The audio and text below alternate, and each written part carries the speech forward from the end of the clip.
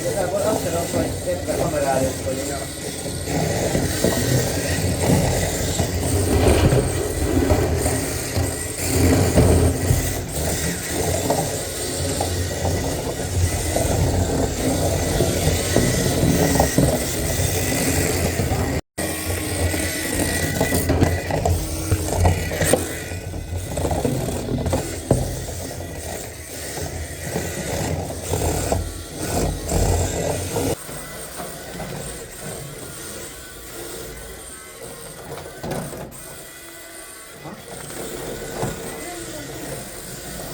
Most a lényeg, hogy erre a kapura lőjön meg.